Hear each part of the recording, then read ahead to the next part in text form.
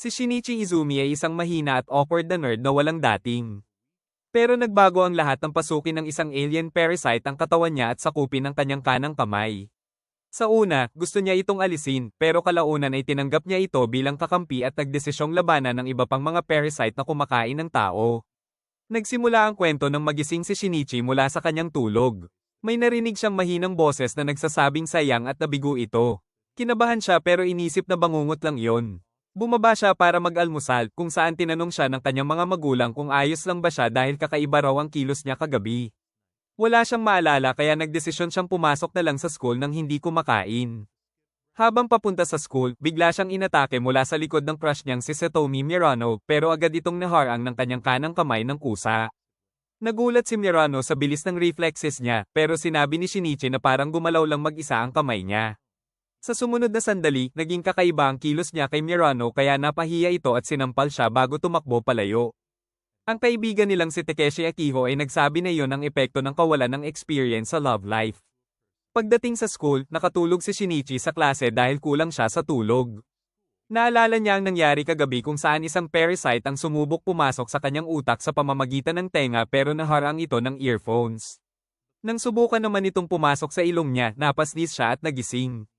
Saglit niyang nakita ang parasite at inakala niyang ahas pero tumalon ito at pumasok sa kanyang kanang kamay. Mabuti na lang at naitali niya ng mahigpit ang kanyang braso gamit ang earphone cord kaya hindi ito nakaakyat pa sa ibang bahagi ng katawan niya. Biglang pumasok ang kanyang mga magulang para tingnan siya at inakala ng kanyang ama na naghahallucinate siya. Pagkatapos nito, nagising si Shinichi at nakita niyang nasa harap niya ang guro na galit dahil gumagamit siya ng smartphone sa klase. Sinubukan niyang ipaliwanag ang sarili pero malinaw ang ebidensya laban sa kanya. Pagkatapos ng klase, galit pa rin si Mirano sa kanya at sinubukan ni Akiho na ayusin ang sitwasyon dahil nag-aalala siya kay Shinichi. Dahil sa mga nangyayari, nagdesisyon si Shinichi na umuwi ng maaga at iniisip kung may mali ba talaga sa kanyang kanang kamay o kung ini-imagine lang niya ang lahat. Habang naglalakad, may nakita siyang isang babae na walang ingat na tumatawid habang may paparating na sasakyan. Kumilos siya agad at pinrotektahan ng babae habang pinahinto ang sasakyan gamit ang kanyang kanang kamay. Hindi siya makapaniwala sa ginawa niya. Nang tingnan niya ang kanyang kamay, nagbago ang itsura nito at may lumitaw na mata sa gitna, pero agad din itong bumalik sa normal. Dahil dito, natakot siya at tumakbo pa uwi. Pagdating sa kanyang kwarto, nagpanik siya at sinubukang saksakin ang kanyang kanang kamay, pero bigla itong nag-transform bilang isang alien na kayang magsalita kahit putol-putol. Ipinaliwanag nito na nabigo itong sakupin ang buong katawan niya kaya sa kanang kamay lang ito napunta matapos nitong kainin yon. Dahil dito, inisip ni Shinichi na baka nababaliw na siya. Sinubukan niyang atakihin ang parasite pero madaling nabali ng nilalang ang kutsilyo at itinapon ito. Pagkatapos ay hiniling ng nilalang kay Shinichi na turuan siyang magsalita ng maayos dahil hindi pa siya sanay. Maya-maya, bigla itong nakatulog at bumalik sa normal ang kanyang kamay. Nalito si Shinichi sa lahat ng nangyayari kaya naghanap siya sa internet ng kahit anong impormasyon pero wala siyang nahanap. Sa huli, nagdesisyon siyang magpanggap na normal. Hindi niya alam na kumalat na pala ang mga parasite sa buong mundo, pumapalit sa mga tao at kinakain ang mga ito. Kinabukasan, nagising si Shinichi at nakita niyang kalmado lang na nagbabasa ng mga libro ang parasite para matuto tungkol sa mundo. Nakakapagsalita na ito ng malinaw at nagpapakita ng mataas na intelihensya, at kaya rin itong mag-transform sa iba't ibang anyo. Unti-unting nasanay si Shinichi at tinanong kung alien ba ito. Pero sinabi ng nilalang na hindi nito alam kung saan ito nanggaling. Ang naaalala lang nito ay ang mga nangyari matapos itong magising sa loob ng kanyang braso. Ang una raw nitong naramdaman ay pagkadismaya dahil hindi nito nasakop ang utak ni Shinichi. Dahil dito, nataranta si Shinichi. Pero agad ipinaliwanag ng nilalang na wala na itong magagawa dahil napalitan na nito ang kanyang kanang kamay. Kung ulo ang nasakop nito, ibang usapan na sana dahil ito na ang may kontrol sa buong katawan niya. Sinabi ni Shinichi na pupunta siya agad sa ospital para ipaputol ang kanyang kamay pero sinabi ng nilalang na masamang ideya iyon dahil kumukuha ito ng nutrisyon mula sa katawan ni Shinichi at mamamatay ito kung mapuputol. Mawawala rin sa kanya ang kanyang kanang kamay na may bibig at kayang magbago ng anyo. Tinawag ni Shinichi na parasite ang nilalang pero sinabi nito na mas mabuting magtulungan na lang sila. Pagkasabi nito, bigla itong napagod at nakatulog at bumalik sa normal ang kamay ni Shinichi. Maya-maya, nag-almusal si Shinichi at narinig ang kanyang ama na nagbabasa ng pahayagan tungkol sa sunod-sunod na brutal na pagpatay na tinatawag na mincemeat murders. Pagkatapos nito, pumasok siya sa school pero naisip niyang dapat na siguro siyang sumuko sa pulis at sabihin ang lahat tungkol sa kanyang kamay. Pero pinigilan siya ng parasite at sinabing hindi iyon magandang ideya dahil baka gawin lang silang eksperimento ng mga siyentipiko. Bigla nitong sinabi na may isa pang parasite sa malapit at ipinaliwanag na nararamdaman nila ang brainwaves ng isa't isa. Sinundan ni Shinichi ang direksyon pero kinakabahan siya dahil baka tao na ang sinakop nito at hindi niya alam ang mangyayari. Gayunpaman, hinayla siya ng parasite hanggang sa makarating sila sa isang aso na kinakain ang bangkay ng isa pang aso. Nagtaka si Shinichi pero nang makita niyang sinakop na rin ito ng parasite, natakot siya. Tiningnan ng parasite na aso ang kanyang kanang kamay at sinabing nabigurin ito. Bigla nitong ipinakita ang intensyon nitong pumatay. Agad hinayla ng parasite ni Shinichi ang kanyang katawan papunta sa ligtas na lugar para kumalma muna bago lumaban. Samantala, nag-transform ang parasite na aso, nagkaroon ng pakpak at lumipad. Hindi nagtagal, natuntun sila nito sa isang parke, pero sinabi ng parasite ni Shinichi na dito na sila lalaban. Bigla itong umatake gamit ang matitigas na tentacles at sa isang eksaktong galaw ay tinusok ang puso ng aso, agad itong napatay. Hindi makapaniwala si Shinichi sa bilis ng nangyari.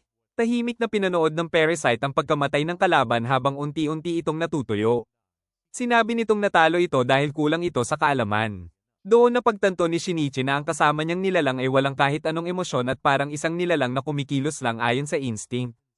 Sa ibang bahagi ng lungsod, may isang babae na ginugulo ng grupo ng mga lalaki nang biglang may isang lalaki na dumating at walang hirap na pinabagsak ang lahat. Pagkatapos, inihatid ng lalaki ang babae pauwi habang kalmado at parang isang tahimik na tagapagtanggol.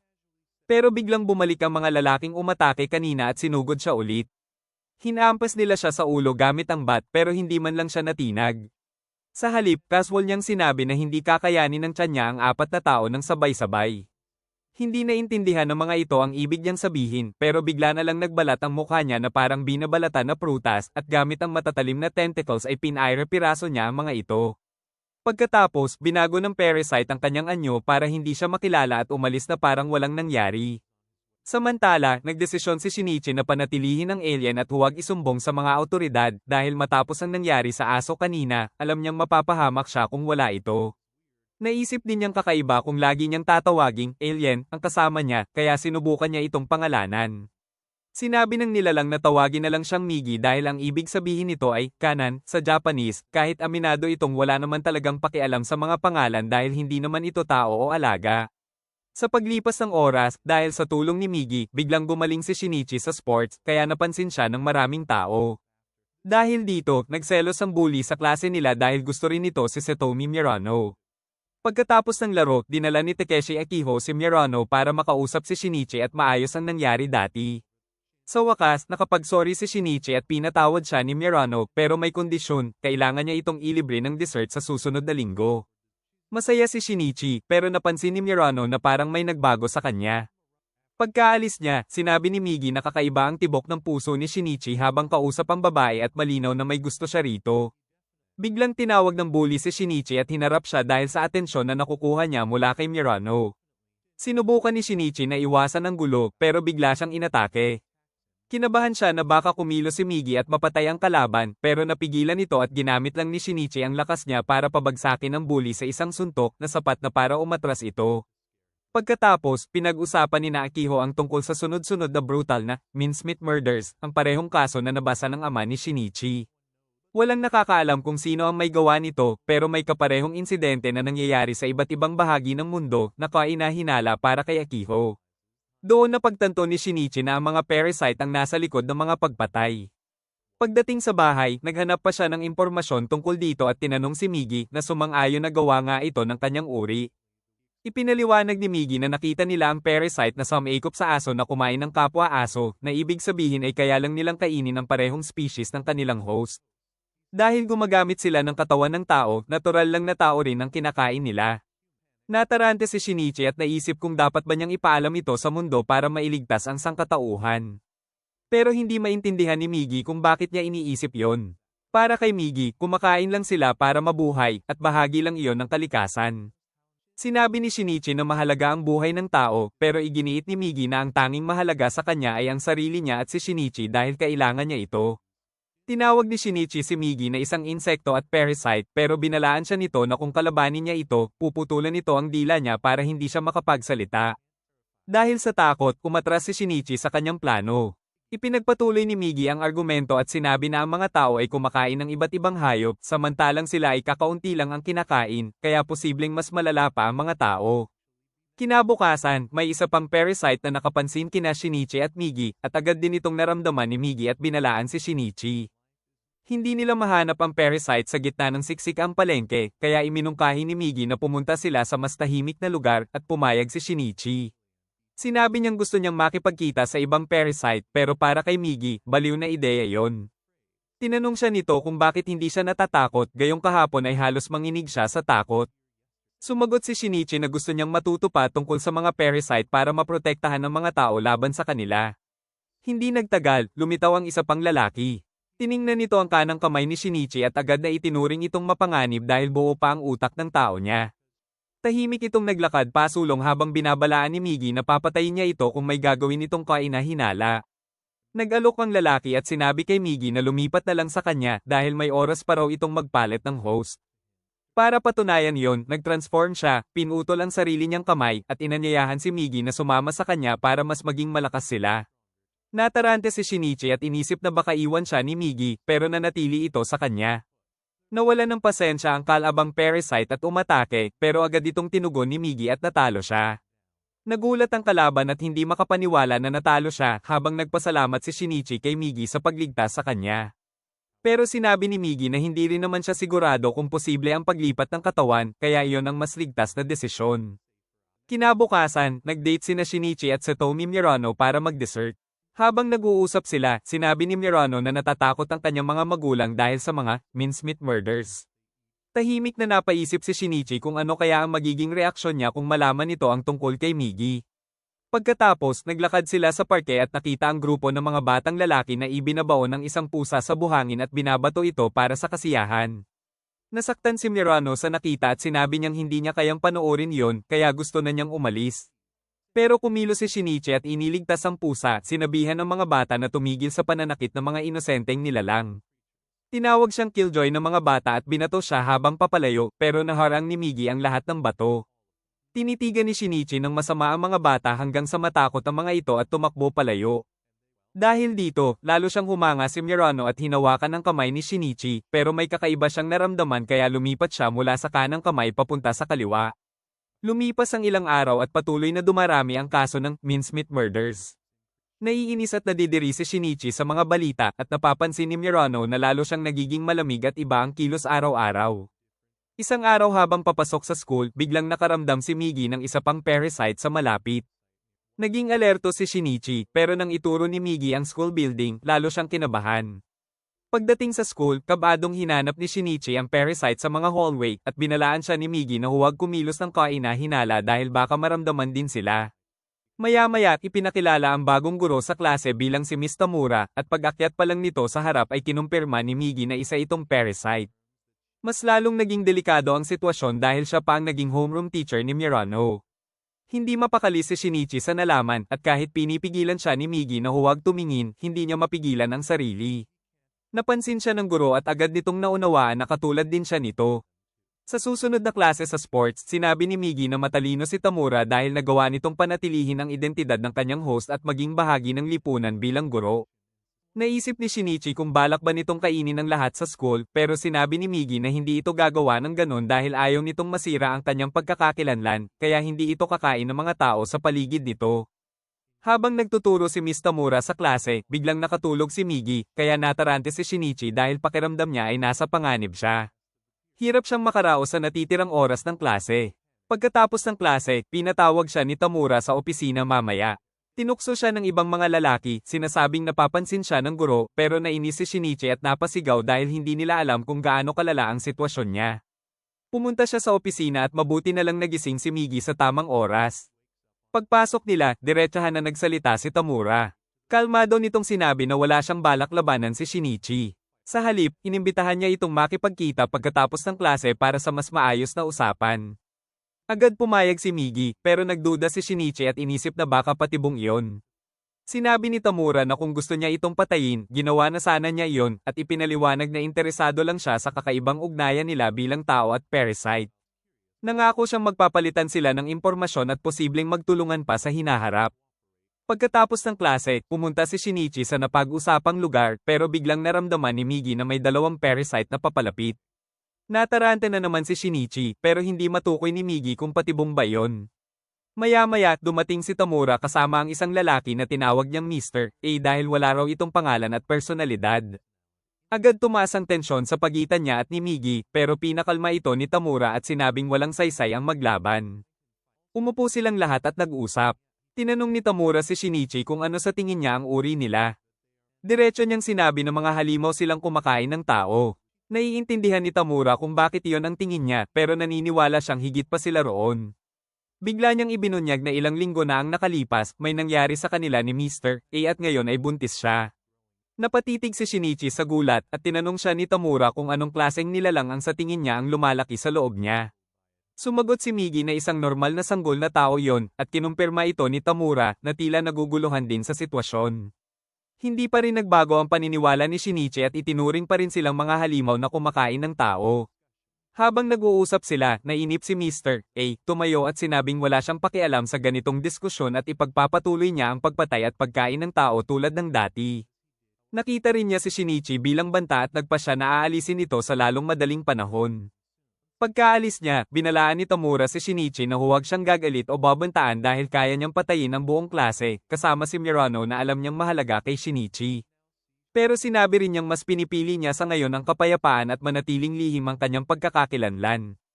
Kinabukasan sa klase, binanggit ni Akiho na nakita niya si Shinichi sa bus noong nakaraang gabi at sinabi niyang nag-alala sila ni Mirano para sa kanya pero itinago niya ang totoo.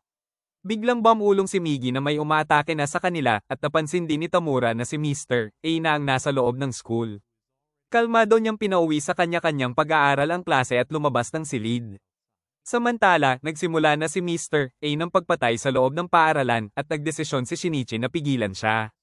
Ayon kay Migi, hindi makikialam si Tamura dahil masyado itong lohikal para pumili ng panig at manunood lang ito.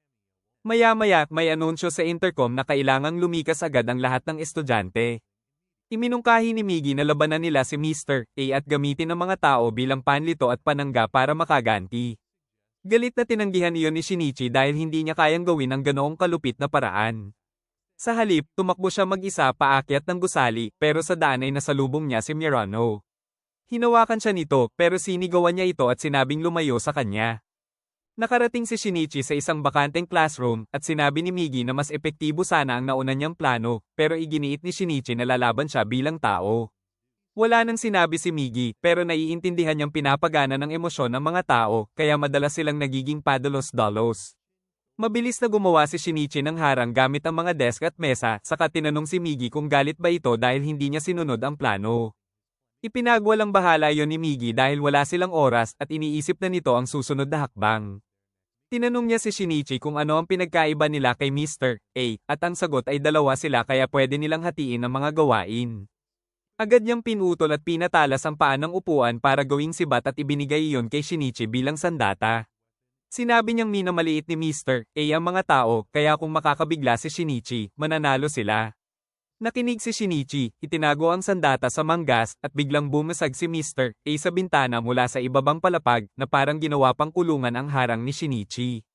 Sinabi ni Mr. A na bukod sa kanang kamay, wala nang silbi ang buong katawan ni Shinichi at takot ito sa kanya, at tama naman iyon.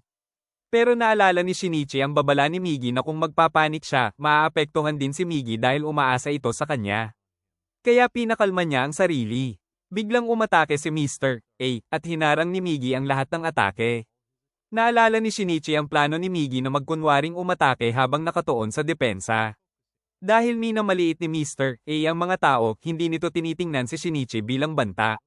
Wala siyang choice kundi magtiwala sa plano, kaya dahan-dahan siyang lumapit habang hindi siya pinapansin. Doon nagkamali si Mr. A dahil nasaksak siya ni Shinichi sa dibdib gamit ang paa ng mesa. Gumanti agad si Mr. A pero naharang ni Migi ang mga atake. Huli na ang lahat para kay Mr. A dahil tinamaan ng mahalagang ugat sa puso niya at mabilis na umaagos ang dugo. Kahit ganun, naitulak pa rin niya si Shinichi at itinulak ang bakal na nakatusok sa kanya palabas ng likod para pigilan ang pag-agos ng dugo. Pasuray-suray siyang naglakad palayo habang sinabi ni Migi na dapat na nila itong tapusin. Ayaw yun ni Shinichi dahil ayaw niyang pumatay, pero sinabi ni Migi na hindi naman tao si Mr. A at technically, tao lang ang tinutukoy kapag sinabing pagpatay. Samantala, hindi makapaniwala si Mr. A na matatalo siya ng isang tao. Alam niyang sira na ang katawan niya, kaya nagdesisyon siyang sumugal at humanap ng bagong host, mas mainam kung kay Tamura. Dahan-dahan siyang naglakad papunta sa kanya, pero pagpasok niya sa opisina, agad siyang sinalubong ni Tamura na nag-iwan ng mga bukas na tangke ng oxygen sa loob. Hindi niya agad naunawaan ang ginagawa nito hanggang sa sumabog ang buong silid dahil sa oxygen, at doon siya tuluyang namatay bago pa makarating ang pulis. Naiwan si Shinichi na traumatized sa nangyari, at kahit lumipas ang panahon, hindi siya mapakali sa katotohanang nasaksak niya ang isang katawan ng tao. Samantala, nagkaproblema si Tamura sa pamunuan ng school dahil ayaw niyang sabihin kung sino ang ama ng dinadala niyang bata. Sa halip na makipagtalo tungkol sa kanyang privacy, nagdesisyon siyang mag-resign at magpalit ng identidad. Bago siya tuluyang umalis, kinausap niya si Shinichi at sinabi na dahil iiwan na niya ang pagkakakilanlan niya bilang Tamura, wala na siyang dahilan para panatilihing buhay ang mga taong konektado sa kanya, kabilang na siya. Natarante si Shinichi at tinanong kung bakit sila kumakain ng tao. Sinabi ni Shinichi na nabubuhay si Migi dahil sa nutrisyon mula sa dugo niya, kaya posibleng mabuhay rin ang ibang parasite sa ibang uri ng pagkain. Sumagot si Tamura na maaaring tama siya, pero ang pagkain ng kapwa nila ay likas sa kanila, gaya ng paglipad sa mga bubuyog o paggawa ng sapot sa mga gagamba. Naniniwala siya na lahat ng uri ng buhay sa mundo ay may kanya-kanyang tungkulin maliban sa mga tao, at sinusunod lang nila kung ano ang itinakda sa kanila. Ayon sa kanya, nang sakupin niya ang katawan ng tao, agad niyang naramdaman na ang layunin niya ay kumain ng ibang tao. Natakot si Shinichi, pero tinanong pa rin niya kung ano ang balak nito sa dinadala niyang sanggol. Sinagot ni Tamura na isisilang niya ito at gagamitin sa eksperimento, at kung wala itong silbi ay kakainin niya. Nagalit si Shinichi sa narinig, at naramdaman ni Tamura ang intensyon niya.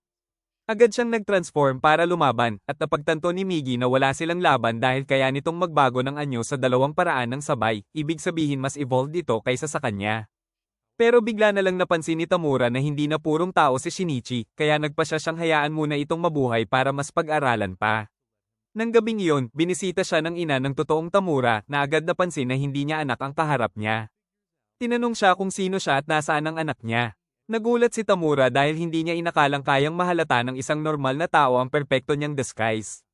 Sinubukan ng matandang babae na tumawag ng pulis pero pinatay siya ni Tamura bago pa yun mangyari. Gayunpaman, na-curious siya kung may kakaibang kakayahan ba ang babae na dapat sana ay mas pinag-aralan niya. Samantala, kinaumagahan, nagising si Shinichi at napansin niyang wala si Migi sa kanyang katawan. Natarante siya hanggang sa makita niyang humiwalay ito at gumagalaw sa loob ng kwarto.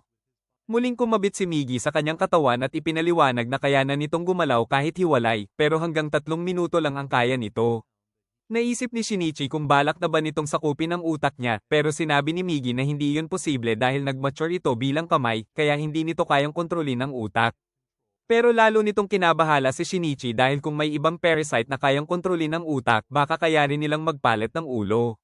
Sumang-ayon si Migi na posibleng mangyari iyon. Pagkatapos, nag-almusal si Shinichi at nalaman na may balak bumiyahe ang kanyang mga magulang. Sinabi niya na delikado ang pumunta sa mga hindi kilalang lugar sa ganitong panahon, at pumayag ang kanyang ina na ipagpaliban ang biyahe. Pero gusto nitong malaman kung may problema ba siya, at dahil ayaw niyang magpaliwanag, bigla na lang siyang umalis papuntang school. Itinatago ni Shinichi si Migi mula sa kanyang mga magulang dahil natatakot siyang baka patayin sila nito ng walang pag-aalinlangan, dahil ang iniisip lang ni Migi ay ang sarili niyang kaligtasan at wala itong pakialam sa emosyon ng tao. Samantala, sinabi ng kanyang ama na si Kazuyuki Izumi sa kanyang ina na si Nobuko Izumi na masyado itong overprotective kay Shinichi, at baka naiilang na siya dahil sa peklat sa kamay nito. Naalala ni Nobuko ang isang pangyayari nung nasa middle school pa si Shinichi nang humingi ito ng aluminum plates para sa isang eksperimento. Nadulas siya habang kinukuha ang mga iyon sa mataas na estante at muntik ng matapunan ng kumukulong mantika. Nailigtas siya ni Nobuko pero nasunog ng malala ang kamay nito. Para kay Kazuyuki, posibleng ayaw na ni Shinichi na magdulot ng problema sa kanyang ina dahil sa guilt mula sa pangyayaring iyon. Samantala, nagsimulang mag-research si Migi tungkol sa mga baril para magamit sa hinaharap. Sinabi ni Migi kay Shinichi na huwag siyang masyadong mag-alala sa kanyang mga magulang dahil kadalasan ay nasa mga lungsod nagkakalat ang mga parasite kung saan maraming tao ang pwede nilang kainin at kadalasan ay pinupuntirya nila ang mga taong nag-iisa. Sa tingin niya, mas ligtas pa ang mga magulang ni Shinichi sa beach trip kaysa manatili sa lungsod. Napanatag si Shinichi sa narinig pero biglang pumasok ang kanyang ina kaya agad niyang itinago si Migi. Tinanong siya nito kung sino ang kausap niya at sinabi niyang kinakausap lang niya ang sarili niya, saka siya napasigaw at sinabing kumatok muna ito sa susunod. Nalungkot si Nobuko sa narinig at lumabas ng kwarto, saka sinabi kay Kazuyuki na sinigawan siya ng anak nila. Sinagot naman siya ni Kazuyuki na baka nainis lang ito dahil naistorbo siya. Maya-maya, sinabi ni Shinichi sa kanyang mga magulang na nagbago na ang isip niya at okay lang na ituloy nila ang biyahe. Pero hindi natuwa si Nobuko at tinanong siya kung ano ba ang problema niya, saka siya napaiyak at sinabing parang hindi na niya anak ang kaharap niya. Ayaw pa ring sabihin ni Shinichi ang tungkol kay Migi, kaya sinabi niya na natakot lang siya na maiwan mag-isa, pero naisip niyang pwede naman siyang mag-imbita ng mga kaibigan kung malungkot siya. Bumalik siya sa kwarto at naniwala naman ang kanyang mga magulang sa paliwanag niya. Pagkalipas ng isang linggo, umalis ang kanyang mga magulang para sa biyahe, at sobrang excited si Nobuko dahil matagal na siyang hindi nakakapagbakasyon. Sa ibang lugar, may isang lalaki na isinasama ang bago niyang girlfriend sa isang drive pero hindi niya alam na parasite ito. Hindi nito naiintindihan ang mga simpleng bagay tulad ng seatbelt at na-distract siya habang nagmamaneho, kaya nahulog ang sasakyan pababa ng burol. Malubha ang pinsala nilang dalawa, at nang mapagtanto ng parasite na hindi na mabubuhay ang katawan ng babae, naging desperado ito. Inatake nito ang lalaki at sinakop ang katawan nito. Kahit hindi perpekto ang paglipat, nakakagalaw na ito. Samantala, papunta sa school si Shinichi nang tanungin niya si Migi kung ano ang ibig sabihin ni Tamura nang sabihin nitong hindi na siya purong tao. Ipinaliwanag ni Migi na may ilan sa mga selula nito ang napunta sa dugo ni Shinichi at umabot pa sa utak, kaya may mga bahagi na sa kanya ang nagbago. Nagulat si Shinichi at pilit na kinukumbinsi ang sarili na normal pa rin siya. Bigla, nadatnan niya ang grupo ng mga tao na binubugbog ang bully sa kanilang school. Sinubukan niyang pigilan ng mga ito pero sinuntok din siya at pinayuhang huwag makialam. Naalala ni Shinichi ang sinabi ni Migi noon na ang pinagkaiba ng tao sa parasite ay ang kakayahang kumilos para sa iba kahit walang pakinabang. Gusto niyang patunayan na tao pa rin siya, kaya muli siyang tumayo para ipagtanggol ang bully. Sinuntok siya ni Mitsuha, ang leader ng grupo, pero bago pa makialam si Migi, may isang babae na dumating at pinahinto ang kanyang grupo. Ang pangalan niya ay Kana, at tinanong niya si Shinichi kung baliw ba siya. Pero nang titigan niya ito, may naramdaman siyang kakaiba. Bigla niyang napansin ang presensya ni Migi at tinanong kung ano siya, saka natakot at mabilis na umalis. Sa school, maraming pumuri kay Shinichi dahil sa ginawa niya, at sinubukan niyang magpakumbaba dahil iyon ang katangian ng tao. Pagkatapos ng klase, nagkita sina Shinichi at Mirano kay Kana na kumuha ng litrato nila at tinanong kung bakit hindi siya tumakbo kanina. Sinabi ni Shinichi na normal lang iyon kapag may kaklase kang nasa panganib, pero tinawag siya ni Kana na nagpapanggap at sinabing mukhang may tinatago siya. Umalis si Shinichi, ayaw na niyang makipag-usap pa, pero alam niyang may punto rin si Kana. Samantala, nagselo si Mitsuha dahil binibigyan ni Kana ng atensyon si Shinichi, kaya nagpasya siyang gumanti. Binugbog nila si Shinichi at kinidnap si Satomi Mirano at kahit papaano ay nasundan sila ni Shinichi. Dinala siya sa parehong lugar kung saan sila nagkita kanina at sinabi niyang pakawalan na si Mirano. Pero hindi siya pinansin ng mga ito at sinimulan siyang bugbugin ni Mitsuha. Gusto nang makialam ni Migi pero pinigilan siya ni Shinichi dahil gusto niyang harapin ito ng mag-isa. Kahit halatang dehado siya, patuloy siyang lumaban. Sinabi ni Migi na mas malalakas ang lahat ng kalaban niya at wala siyang panalo, pero wala nang pakialam si Shinichi dahil lumalaban ng mga tao para sa mas mahalagang bagay. Sinubukan niyang gumanti, pero muli siyang naipit at muntik nang kumilo si Migi para protektahan siya na halos mabunyag na sana. Buti na lang dumating si Kana at pinahinto ang lahat. Kasunod nito, may mga estudyante mula sa school ni Shinichi na dumating at nagsimula ang gulo sa pagitan nila at ng grupo ni Mitsuha. Sa kaguluhan, nakatakas si Shinichi kasama si Mirano at inihatid siya nito pauwi. Inalagaan ni Mirano ang kanyang mga sugat at sinabi nitong kahanga-hanga siya kanina habang nakasandal sa kanya. Umasa si Shinichi at tinanong kung gusto ba nitong manatili muna dahil wala ang kanyang mga magulang, pero umuwi rin ito. Nadismaya si Migi at sinabi na gusto sana nitong pag-aralan ang reproduction ng tao. Pinatahimik siya ni Shinichi at sinabing matulog na lang. Pero biglang dumating si Kana at tinanong kung sino ang kausap niya. Iniwasan ni Shinichi ang tanong at humingi ng paumanhin si Kana sa nangyari kanina at sinabing gusto niyang maging kaibigan siya. Pumayag si Shinichi dahil wala naman siyang nakikitang masama roon. Pero nang magkamay sila, may naramdaman na naman si Kana sa kanang kamay niya. Napansin ni Shinichi ang reaksyon nito kaya agad siyang kumalas at pumasok sa bahay. Sinabihan siya ni Migi na umiwas kay Kana dahil masyado itong mapagmasid. Pakiramdam niya, nararamdaman nito ang wavelength na ginagamit ng mga parasite para mahanap ang kapwa nila. Kahit may katulad na kakayahan si Mirano, mas malakas ang instinct ni Kana. Para kay Migi, delikado ang babaeng yon at sumang-ayon si Shinichi. Sa ibang lugar, nahihirapan ng parasite na sumaikop sa katawan ng lalaki matapos ang aksidente dahil hindi ito sanay sa katawan ng lalaki. Gusto nitong bumalik sa katawan ng babae kaya nagpa siya itong sakupin ang unang babaeng makita nito. Sa malas, hindi kalayuan ng mga magulang ni Shinichi habang nag-e-enjoy sa tanawin ng paglubog ng araw sa isang bangin. Bigla itong sumulpot at pinugutan si Nobuko sa harap ni Kazuyuki. Kalaunan, nakatanggap si Shinichi ng tawag mula sa sugatang si Kazuyuki na nagsabing may halimaw na umatake sa kanyang ina at kailangan niyang pumunta sa pulis. Pagkatapos doon, naputol ang tawag at natarante si Shinichi. Natakot siya na parasite ang umatake sa kanyang mga magulang pero hindi niya alam kung nasaan ang mga ito. Sa paghihintay ng balita, nakatulog siya at nagkaroon ng masamang panaginip. Pagkagising niya kinabukasan, sinabi ni Migi na may paparating na parasite. Nagalit si Shinichi at sinabing nasa panganib ang kanyang mga magulang kahit sinabi ni Migi na magiging ligtas ang mga ito sa beach. Kalmadong sumagot si Migi na base lang iyon sa posibilidad at hindi niya sinabing siguradong mangyayari iyon. Sinabi rin niyang mag-focus na lang sila sa laban na nasa harap nila. Kumuha si Shinichi ng kutsilyo para tumulong kahit iniisip ni Migi na hindi na kailangan ng tulong niya. Biglang bumukas ang pinto at nagtaka si Shinichi kung paano nagawa ng parasite na buksan ang lock ng bahay nila. Pumasok ang alien sa bahay at handa nang lumaban si Shinichi pero tuluyang natigilan siya nang makita niyang si Nobuko ang pumasok. Kahit alam niyang may mali, hindi niya ito matanggap. Binati niya ang kanyang ina nang nalilito at nanginginig, tinanong kung bakit wala ito kasama ang kanyang ama. Tahimik na sinabi ni Migi na hindi na iyon ang tunay niyang ina kundi isang parasite. Pero ayaw pa ring maniwala ni Shinichi. Bumagsak si Shinichi sa sahig, hindi pa rin matanggap na ang kanyang ina ay naging parasite. Iniwan siya ng parasite, sinasabing patay na ang host niya at iyon na ang kapalaran ng mga nabigong makuha ang utak. Pero napagtanto ni Migi na may pagkakataon pa para iligtas siya.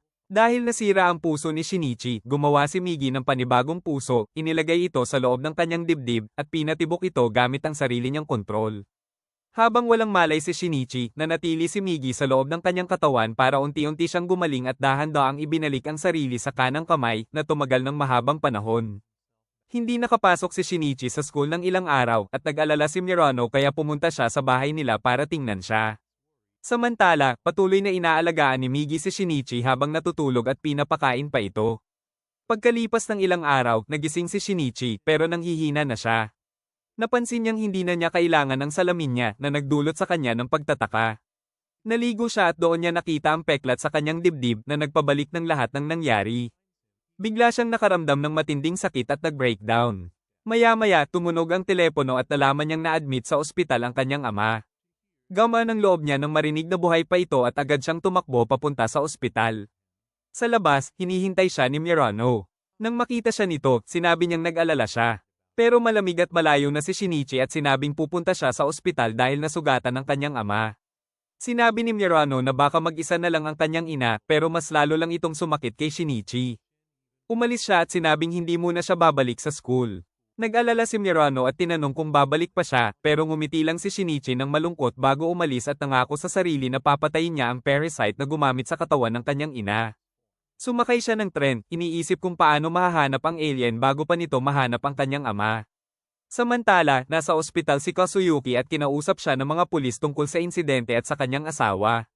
Sinabi niya na patay na si Nobuko pero sinabi ng mga pulis na buhay ito at umuwi pa nga sa hotel at nag-check out nang wala siya. Natarante si Kazuyuki at sinabing impostor yon pero ipinakita ng mga pulis ang peklat sa kamay nito bilang patunay ng pagkakakilanlan. Sinubukan siyang kumbinsihin ng isang psychiatrist na trauma lang mula sa aksidente ang dahilan kaya nagkakaroon siya ng maling alaala. Sa huli, napaniwala siya nito. Maya-maya, dumating si Shinichi sa ospital at nang pumasok siya sa kwarto, nagulat si Kazuyuki pero natuwa nang makita siya. Sinubukan ni Shin na ipaliwanag ang nangyari sa kanyang ina pero hindi niya magawang bigkasan dahil sa bigat ng nararamdaman niya. Kahit walang luha, biglang sinabi ni Kazuyuki na nawawala si Nobuko mula pa noong aksidente. Nagulat si Shin at ipinaalala niya ang tungkol sa halimaw pero sinabi ni Kazuyuki na baka nabagok lang ang ulo niya kaya nalilito siya. Nagalit si Shin at iginiit na ang halimaw ang pumatay kay Nabucco pero sinabi ng kanyang ama na baka mali lang ang pagkakasabi niya sa telepono at naapektuhan ang kanyang alaala dahil sa injury. Nagmatigas si Shin pero sinaway siya ng ama habang pinipigilan ang luha. Doon napagtanto ni Shin na alam ng kanyang ama ang totoo pero sinasadya itong itago.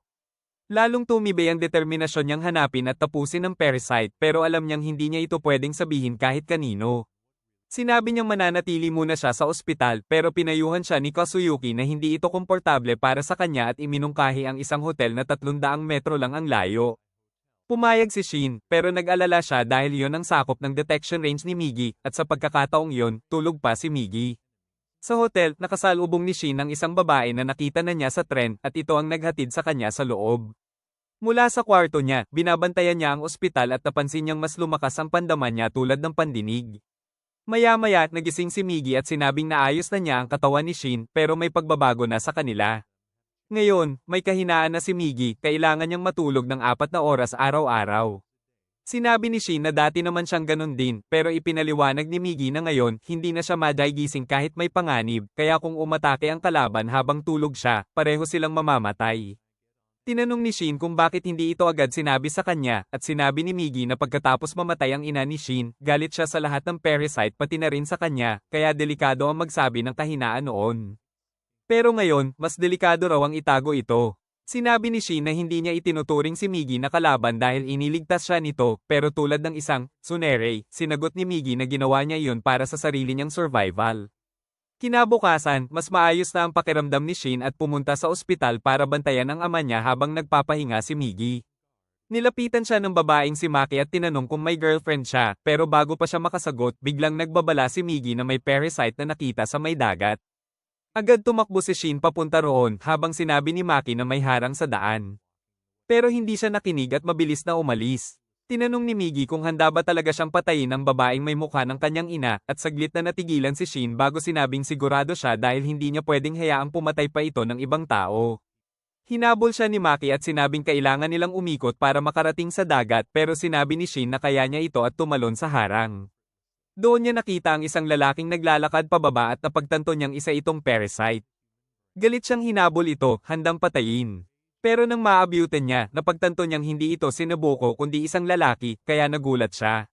Pero sigurado pa rin siya na parasite ito kaya handa siyang umatake. Natakot ang lalaki at nakiusap na tumigil siya. Biglang pinigilan siya ni Migi at sinabi na may human brain pa ang lalaki.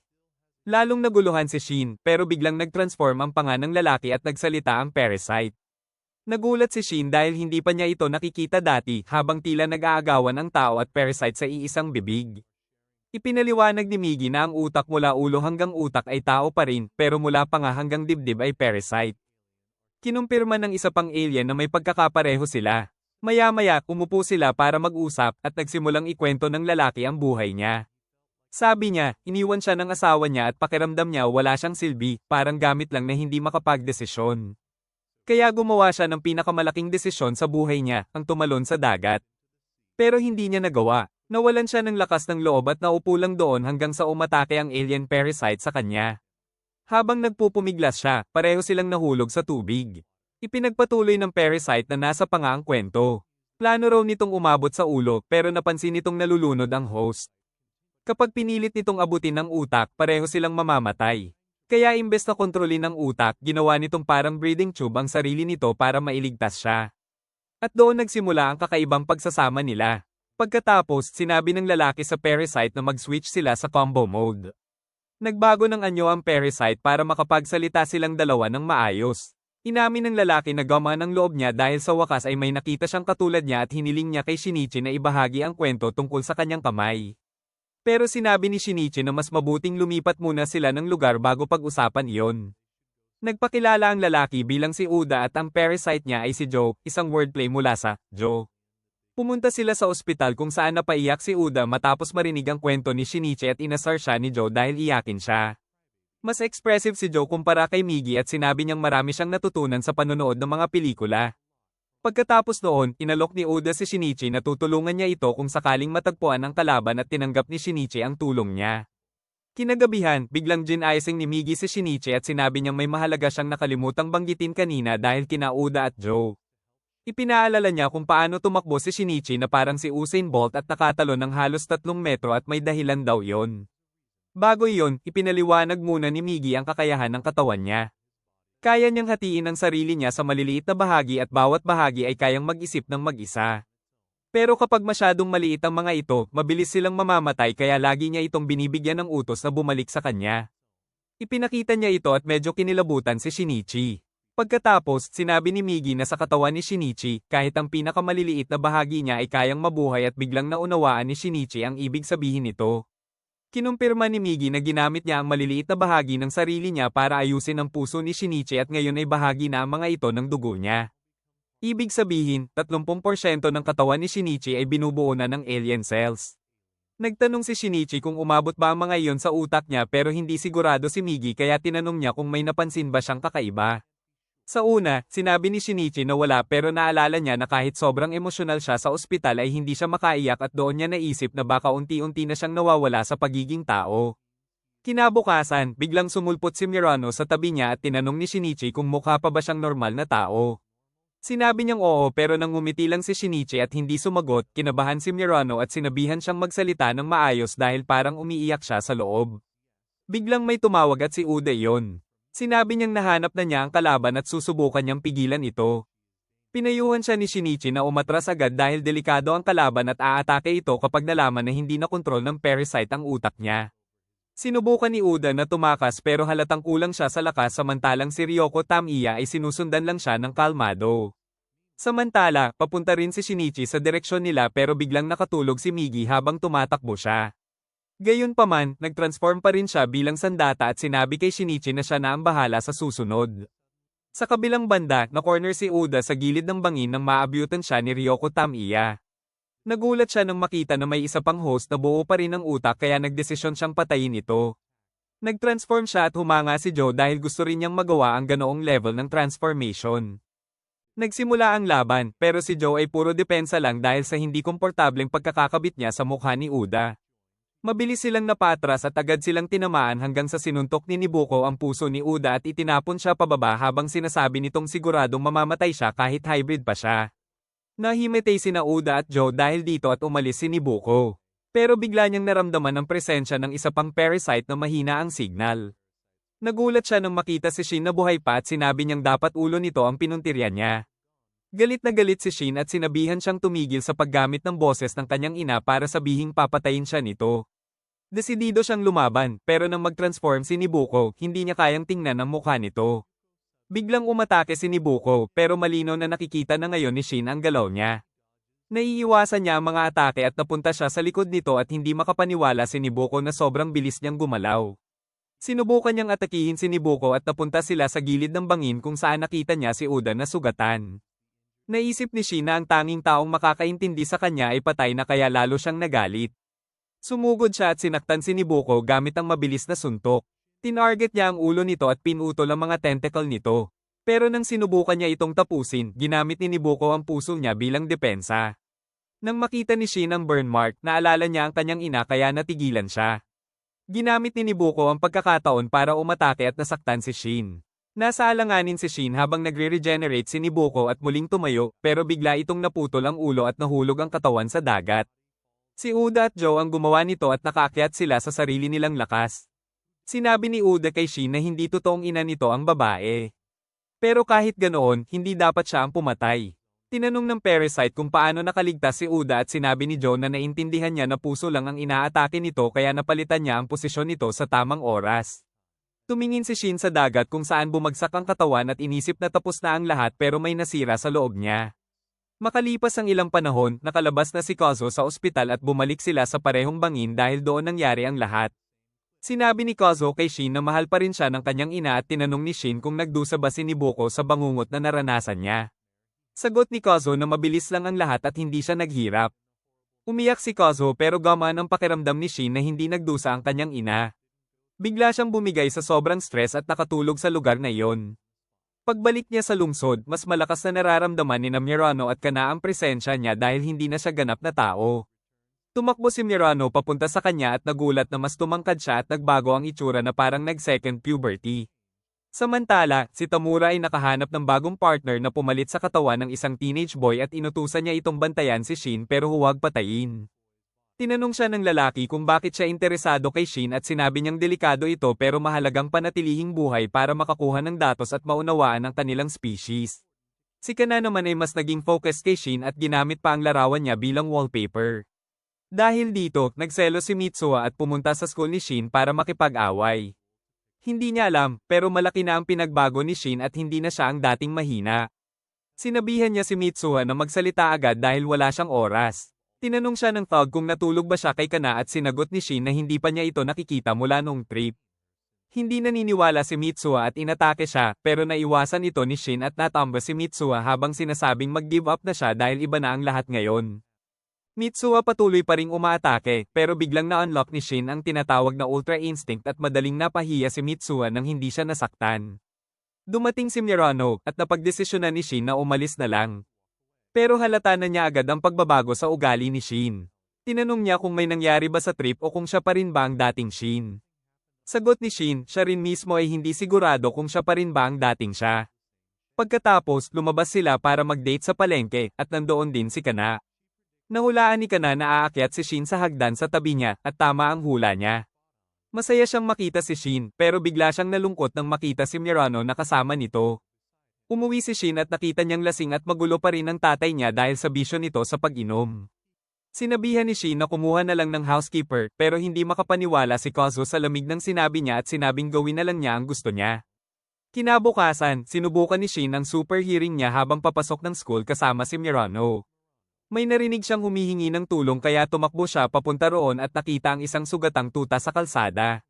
Sinabi ni Migi na hindi na ito makakaligtas. Kinuha ni Shin ang tuta at dinala sa garden para samahan sa huling sandali nito. Dumating si Mirano at sinabi niyang akala niya nagbago na si Shin, pero ang ginawa nitong pagligtas sa aso ay nagpapakita na mabuti pa rin siya. Pero agad din siyang nabigo dahil habang namamatay ang tuta, itinapon ito ni Shin sa basurahan. Natakot si Mirano at hindi niya maintindihan kung paano niya nagawa iyon. Sabi ni Shin, hindi na ito tuta kundi patay na laman lang. Nalungkot si Mirano at sinabing nagbago na nga siya. Umalis siyang umiiyak. Hindi naiintindihan ni Shin kung ano ang mali sa ginawa niya. Kinausap niya si Migi para humingi ng payo. Sinabi ni Migi na tama naman siya sa logical na punto, pero iba na siya kumpara dati dahil ang dating Shin ay hindi tatawaging lump of meat ang isang tuta. Napagtanto ito ni Shin at nagpasalamat kay Migi.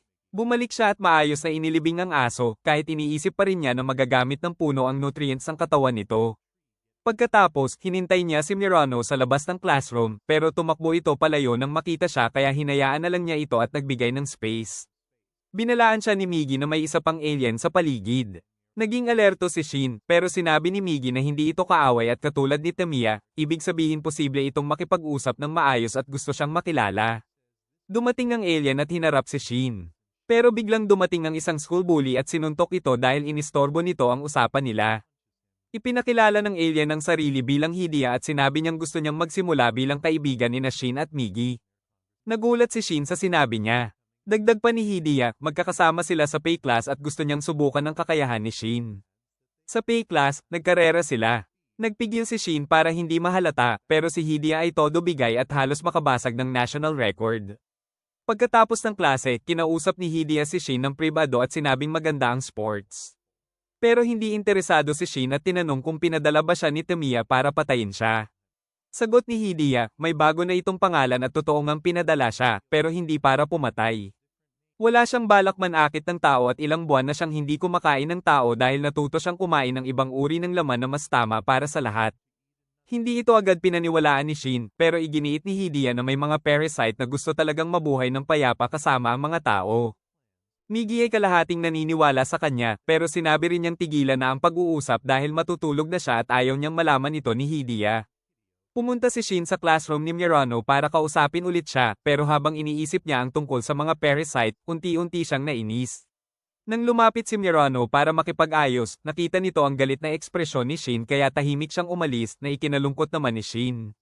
Sa kabilang banda, naghihintay si Kana kay Shin pagkatapos ng klase, paniniwala niyang soulmate niya ito at may kakayahan siyang hanapin siya gamit ang sariling superpower.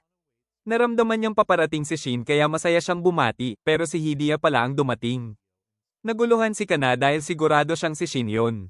Naging curious si Hidia at tinanong siya kung paano niya naisip na magkapareho sila ni Shin kahit hindi pa niya nakikita si Shin ng maayos, pero tumanggi siyang sumagot. Hinayla siya ni Hidia para alamin ang totoo, kaya sumigaw siya ng tulong.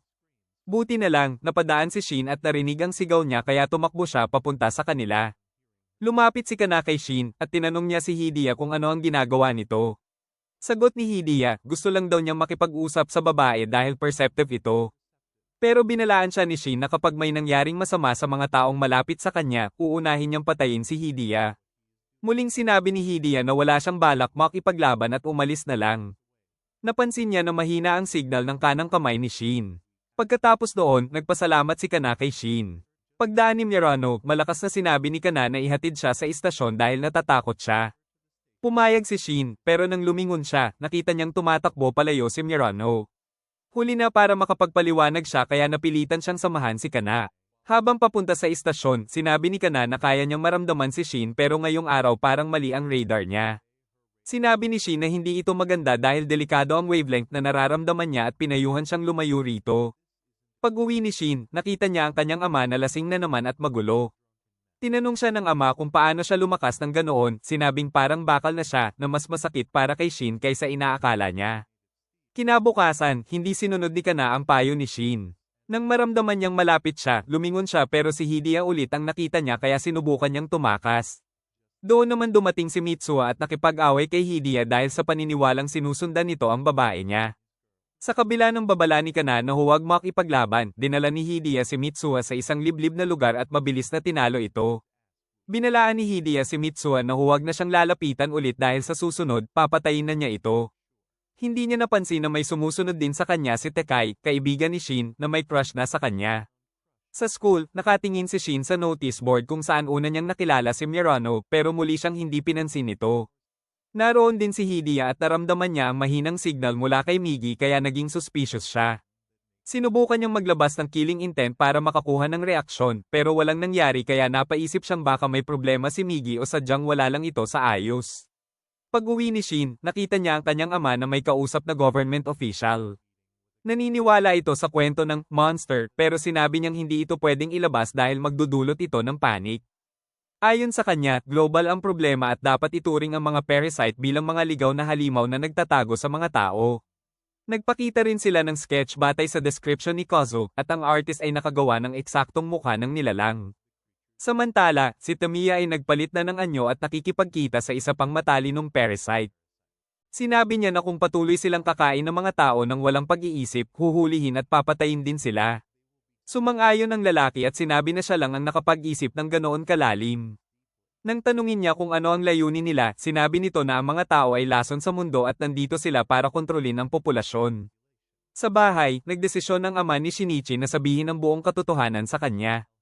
Ibinunyag niya ang lahat. Tahimik na nakinig si Shinichi at tumango pero hindi niya sinabi ang tungkol sa sarili niyang sikreto. Sa ibang lugar, ang sketch artist ay kapatid ni Tekai. Isang gabi, palihim na sinilip ni Tekai ang notebook nito habang natutulog at nakita ang mga sketch ng parasite.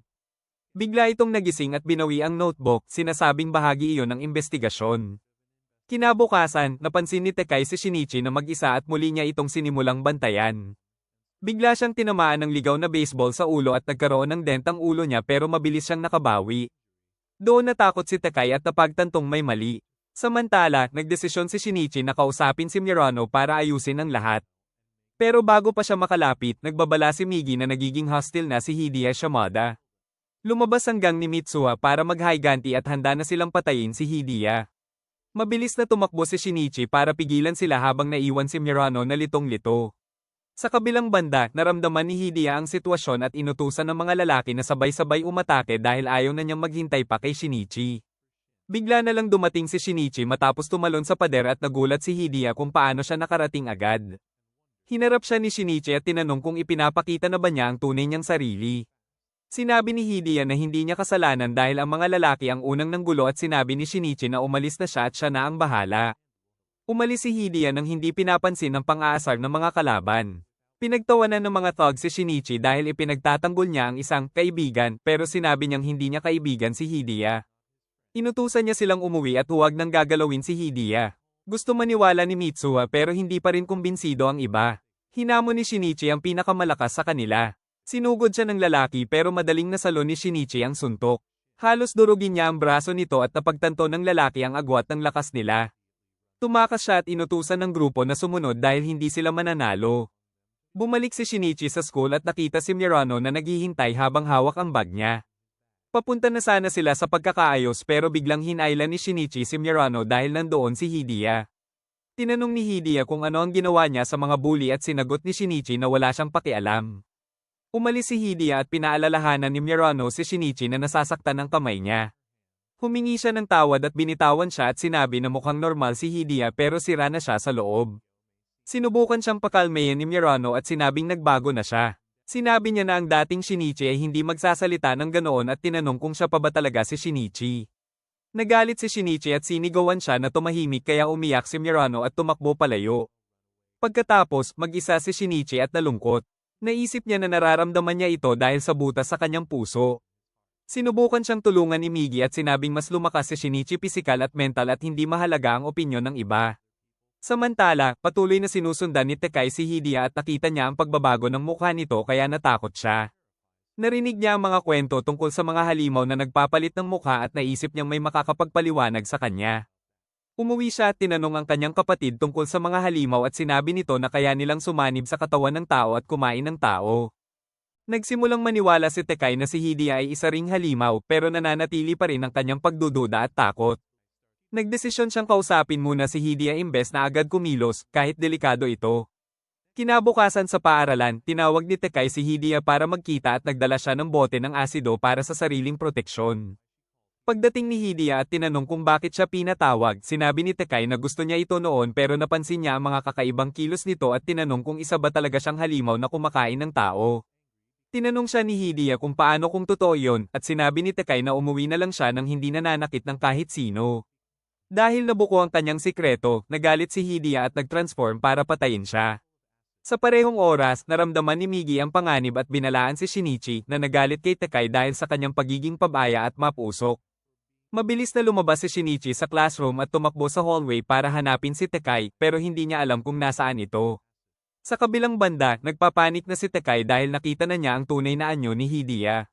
Sinabi ni Hidia na huwag siyang gagalaw at mangako na mabilis at walang sakit ang kamatayan kung susunod siya. Inatake siya nito pero nakaiwas siya sa pamamagitan ng pagkadapa. Natagpuan niya ang bote ng asido at inihagis ito kay Hidia sa desperasyon. Pinutol ito ni Hidia sa ere pero tumalsik pa rin ang asido at nasunog ang mukha niya.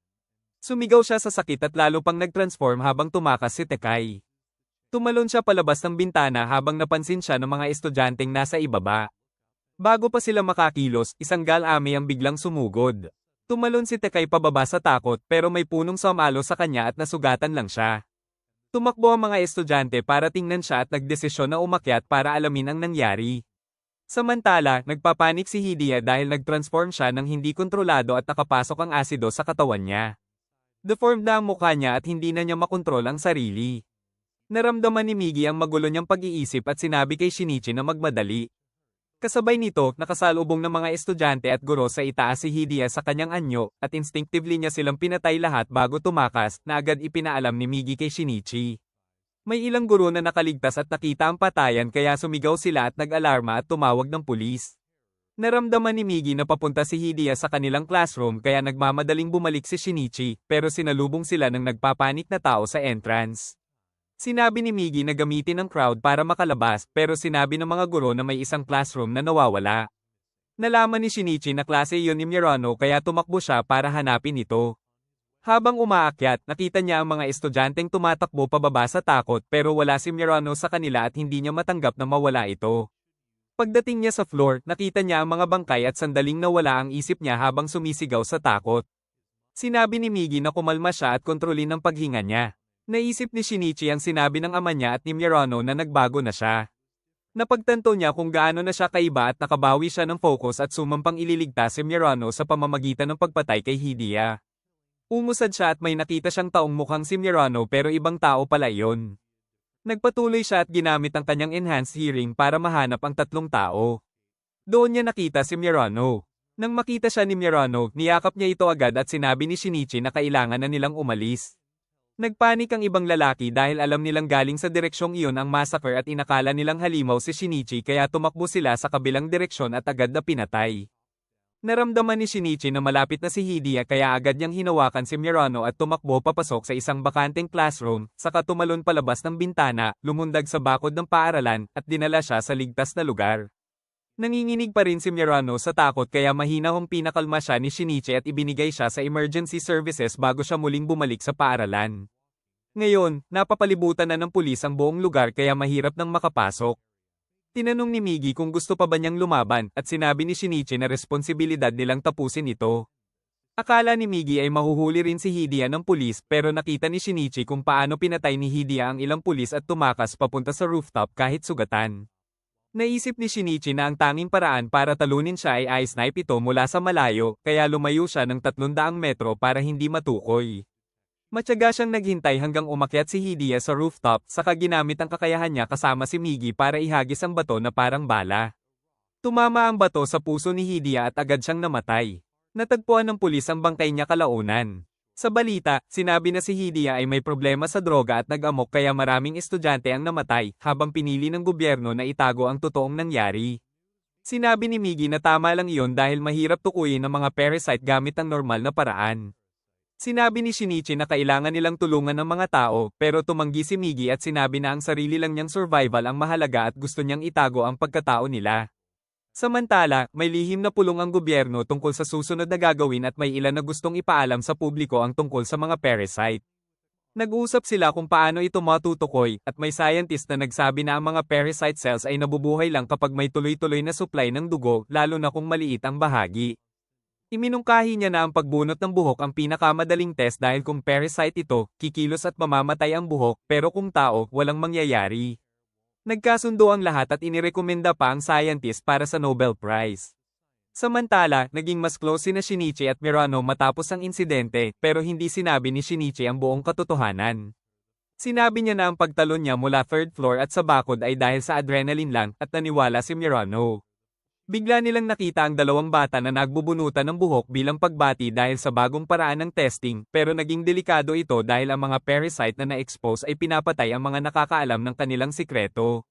Sa kabilang banda, nanaginip si Kana na isa siyang prinsesa sa isang flower garden na inaatake ng mga halimaw, pero dumating si Shinichi bilang prinsipe at iniligtas siya. Pero bago pa sila maghalikan, nagising siya na nanginginig at naisip na mahalaga ang panaginip. Nabasa niya ang balita tungkol sa insidente sa school at naalala ang babala ni Shinichi, kaya nagtaka siya kung may kinalaman ito sa kanya. Naramdaman niya si Shinichi na dumaan kaya sinundan niya ito at sinubukang bunutin ang buhok niya, pero pinigilan siya nito at sinabing bastos yon, pero pumayag din siya kalaunan. Nang subukan ng buhok, walang reaksyon kaya itinago ito ni Kana bilang lucky charm. Sumama siya kay Shinichi at tinanong kung alam niya ang tungkol kay Hidia, pero itinanggi niya ito. Nagsimulang magduda si Shinichi kung mapagkakatiwalaan niya si Kana, pero alam niyang gising si Migi at hindi ito papayag. Sa halip, sinabi ni Shinichi kay Kana na lumayo na lang tuwing nararamdaman niyang malapit siya dahil baka makasalubong pa siya ng halimaw. Pero binaliwala ito ni Kana at sinabing bubunutin na lang niya ang buhok para i-check. Dahil dito, nagalit si Shinichi at bigla siyang isinandal sa pader at sinigawan na huwag niyang gagawin iyon. Pagkatapos, kumalma siya at ipinaliwanag na delikado iyon. Si Kana naman ay lihim na natuwa dahil nakita niyang nag-aalala siya para sa kanya. Biglang sinabi ni Migi na kailangan nilang mag-usap kaya umalis si Shinichi nang hindi alam na nakita pala ni Mirano ang lahat mula sa malayo. Habang binabalaan ni Migi si Shinichi na huwag na makipag-usap kay Kana dahil nagbibigay na siya ng masyadong maraming palatandaan, nakita naman ni Kana si Mirano at nagdesisyon silang mag-usap. Tinanong ni Mirano kung napapansin din ba ni Kana na malaki ang pagbabago ni Shinichi, pero sinabi ni Kana na palagi na siyang ganoon, matindi at parang mabangis. Alam ni Kana na may gusto si Mirano kay Shinichi, pero dahil sa itsura nitong nag-aalala, napagtanto niyang hindi maayos ang sitwasyon nila kaya nagkaroon siya ng pag-asa na may chance pa siya. Sa ibang bahagi ng bayan, isang malaki at maskuladong lalaki na naka-underwear at sando lang ang pumasok sa isang yakuza office at tinanong ang gwardya kung ilan ang nasa loob. Nang pinagsabihan siyang umalis, tumanggi siya at ngumiti ng nakakatakot. Sinubukan siyang sugurin ng gangster pero inuntog niya ang ulo nito sa pader at pumasok sa gusali at nagsimulang ubusin ang lahat ng tao sa loob. Iniiwasan niya ang bala, pinupunit ang mga tao gamit ang kanyang mga kamay, at walang natatamaan sa kanya. May isang nakatama sa kanya gamit ang espada, pero binali niya ito gamit ang lakas ng katawan niya at ipinukol ang piraso sa ulo ng isa pang tao. Binilang niya ito bilang isa at nagpatuloy sa pagpatay, binibilang ang bawat pagkakataong nasusugatan siya. Sa huli, 3 beses lang siya nasugatan at itinuring niya itong magandang resulta. Natakot ang natitirang gangster pero tinanong siya kung ano ang pinagsasabi niya, at sinabi ng parasite na nagsasagawa lang siya ng eksperimento para subukan ang lakas niya laban sa armadong grupo bago sila patayin. Sa labas, nagtipon ng mga tao dahil sa mga bangkay at tumawag ng pulis, at natakot sila nang makita ang lalaki na lumalabas na basang-basa sa dugo. Pero imbes na umiwas, hinabol pa nila siya, at bigla siyang nawala sa liko ng kalsada, sinunggaban ng isang lalaki mula sa likod, at bumalik na nakabalat kayo bilang ito. Kalmado siyang sumakay sa kotse, at dinala siya ng parasite driver sa kanyang boss na masayang-masaya sa resulta ng test niya. Samantala, nag-first date sina Shinichi at Mirano. Pero naging awkward agad nang sabihin ni Mirano na napansin niyang malaki ang pagbabago ni Shinichi at sinabing baka hindi na siya ang Shinichi na bumalik mula sa trip. Nang banggitin ng trip, biglang tumayo si Shinichi at umalis. Kalaunan, umupo sila sa bench at nakakita ng batang umiiyak dahil hindi niya mahabol ang nanay niya. Tinawag niya itong tanga, kaya nagalit ang nanay at sinubukang sampalan siya. Na-trigger nito ang masakit na alaala ni Shinichi tungkol sa sarili niyang ina, at nagsimula siyang magbulong tungkol sa butas sa kanyang puso. Nag-alala si Mirano, at nang tawagin niya si Shinichi, bigla itong kumalma. Naglakad sila pauwi at napaisip si Shinichi kung naapektuhan ba ng pagsasanib niya kay Migi ang kanyang emosyon. Pero sigurado siya na totoo ang nararamdaman niya para kay Mirano. Habang naglalakad sila, biglang naramdaman ni Kana si Shinichi at tumakbo papunta sa kanya, pero nakita niya na hinahalikan niya si Mirano. Nadurog ang puso niya at tahimik siyang umalis. Sa kabilang banda, nagpaalam si Mirano kay Shinichi, pero umiyak siya mag-isa pagkatapos. Hindi pa rin sigurado si Mirano kung ang kasama niya ay ang tunay na Shinichi. Kinagabihan, tumawag si Kana kay Shinichi at sinabing gusto niyang makipagkita. Kinabukasan, pumunta siya para salubungin ito. Pero sa istasyon, biglang naramdaman ni Migi na may 5 kapareho niya sa paligid, kaya natarante si Shinichi dahil sobrang dami nila. Sinabi ni Migi na napansin din nila si Shinichi pero mukhang hindi pa sila hostile. Habang papalapit siya, naramdaman ni Migi ang kabuoang 8 parasite, 6 sa entablado at 2 sa baba. Sinilip ni Shinichi ang lugar at nakita niya ang isang mayoral candidate na nagpo-promote ng environment-friendly policies kasama ang mga supporters nito. Naisip niya kung sino sa kanila ang mga parasite. Bigla niyang nakasalubong ang tingin ng lalaking responsable sa massacre noon at sabay nilang nakilala ang isa't isa bilang mga parasite. Natarante si Shinichi pero kampante si Migi na hindi sila aatake dahil wala silang interes. Gustong tumakbo ni Shinichi pero nakasalubong niya si Kana. Tinanong niya kung bakit siya naroon at sinabi ni Kana na ang tanong niya ay walang saysay dahil doon siya nakatira at siya rin ang tumawag sa kanya. Doon lang naalala ni Shinichi ang dahilan pero mas lalo siyang nag-alala para sa kanya. Pag-uwi nila, nag-usap sina Shinichi at Migi tungkol kay Hiaawa, ang politician. Nagtataka sila kung parasite ba ito at bakit gustong tumakbo bilang mayor. Sinabi ni Migi na baka interesado lang talaga ito sa trabaho at pwedeng maging mabuting mayor. Pero sinabi rin niya na maaaring sinusubukan itong gumawa ng ligtas na lugar para sa mga parasite, kaya mas naging malinaw kay Shinichi ang sitwasyon. Naisip niya si Kana at ang sinabi nito na nakaramdam siya ng parehong enerhiya mula sa ibang tao sa likuran niya, kaya lalo siyang nag-alala. Kinabukasan, pumunta si Shinichi sa base ni Hiaawa para tingnan kung gaano karaming parasite ang nandoon, pero nakasalubong niya si Kana. Kinausap niya ito at tinanong kung nararamdaman din ba nito ang parehong kakaibang sensasyon sa ibang tao. Sinabi ni Kana na minsan ay nararamdaman niya ito sa mga random na tao. Nang sabihin ni Shinichi na lumayo siya, tumanggi si Kana at tinanong kung bakit at kung may kinalaman ito sa mga parasite. Biglang dumating si Mitsuha at sinabi na gusto niyang makipag-usap kay Kana. Umalis si Shinichi sandali at sinabi kay Kana na pag-uusapan nila ito ng maayos at magte-text siya. Sinabi ulit ni Kana na palagi niyang nararamdaman si Shinichi kahit nasaan ito at nainggit si Mitsuha habang iniisip kung para na ba sa iba, si Kana. Kalaunan, tinanong ni Migi si Shinichi kung seryoso ba siyang sasabihin ang totoo kay Kana at inamin niyang oo. Pero agad siyang binalaan ni Migi na kung magiging banta si Kana, kailangan niya itong patayin dahil mas mahalaga ang pagtatago ng kanilang pagkatao. Samantala, patuloy na iniisip ni Kana si Shinichi at naramdaman niyang malapit siya, kaya lumabas siya ng gabi para hanapin ito. Pero nakasalubong niya ang isang nakakatakot na babae kaya natakot siya at tumakbo. Doon, nakatanggap siya ng message mula kay Shinichi na makipagkita kinabukasan. Nagkita sila sa isang abandonadong gusali at siniguro ni Shinichi na tulog si Migi bago niya sinimulan ipaliwanag ang lahat tungkol sa mga parasite at kay Migi, umaasang maniniwala si Kana. Pero hindi siya naniwala at sinabing nagsisinungaling lang siya dahil may girlfriend na siya. Sinabi ni Shinichi na hindi siya magsisinungaling tungkol sa ganito para lang umiwas sa kanya. Nagmatigas si Kana at sinabing espesyal ang kakayahan niya at kaya niyang makilala si Shinichi sa iba. Kahit alam ni Shinichi na hindi totoo ang lahat ng sinasabi niya, pinili niyang maniwala rito. Sa huli, umalis si Kana pero sinabi niyang umaasa siyang makita kung ano ang kaya ng kanang kamay ni Shinichi. Kinabukasan, naglalakad pa uwi si Shinichi kasama si Mirano habang palihim silang sinusundan ni Kana. Iniisip niya kung bakit hindi siya makita ni Shinichi kahit dapat magka-soulmate sila. Gusto niyang mapansin siya kaya hindi niya namamalayang naglalabas siya ng signal na parang parasite na agad na naramdaman ni Migi. Biglang sumulpot si Mitsuha at naputol ang pag-iisip ni Kana. Sinabihan niya itong sumuko na kay Shinichi dahil may iba na ito at hindi naman ito bagay sa kanya. Nagalit si Kana at tinanong kung iniisip ba niyang siya ang tama para sa kanya. Tinawag niya si Mitsuha na pangit at talunan na labis nitong ikinasakit. Narealize ni Kana na sumobra siya kaya sinubukan niyang humingi ng tawad pero huli na at umalis si Mitsuha nang hindi lumilingon.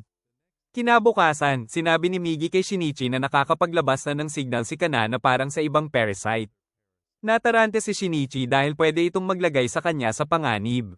Sinabi ni Migi na limitado lang ang saklaw ng signal at kailangan ng matinding focus kaya malamang ligtas pa siya. Pero inamin ni Shinichi na nasabi na niya kay Kana ang lahat habang tulog si Migi. Nangako siya na hindi siya magtataksil at hiniling na ipakita ni Migi ang tunay nitong anyo kay Kana. Pumayag si Migi na ikinagulat ni Shinichi dahil hindi ito karaniwan sa kanya. Nagdesisyon si Shinichi na makipagkita kay Kana kinabukasan. Pero pagdating niya sa istasyon, naramdaman ni Migi ang dalawang parasite sa malapit kaya agad niyang binago ang meeting place at nagpanggap na may kausap sa telepono para hindi mahalata. Nang umalis ang mga parasite, tinawagan niya si Kana pero naiwan na pala nito ang cellphone sa bahay. Determinado si Kana na patunayan ang sarili niya at mapansin ni Shinichi kaya nagpa siya siyang hanapin ito gamit ang signal.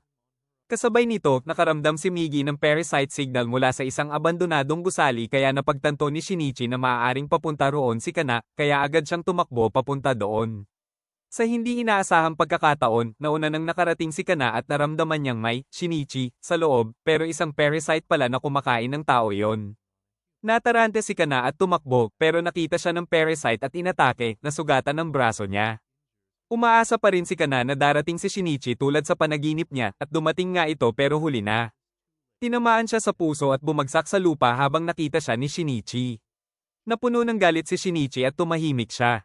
Inutos niya kay Migi na kunin ang depensa at sumugod siya sa parasite, binasag ito sa pader at pinatay sa pamamagitan ng pagbunot ng puso nito. Bumalik siya kay Kana at kinuha siya sa bisig, pero ubos na ang dugo nito at hindi na siya mabubuhay. Ngumiti si Kana at sinabing alam niyang darating siya at parang eksakto ito sa panaginip niya. Namatay siya na may ngiti habang napuputol ang buhok na hawak niya kay Shinichi. Hindi makaiyak si Shinichi kahit sobrang bigat ng loob niya. Makalipas ang ilang araw, dumalo siya sa libing ni Kana at nanatiling kalmado. Naroon din ang pulis at kumaway sa kanya dahil siya ang unang nakakita ng katawan ni Kana.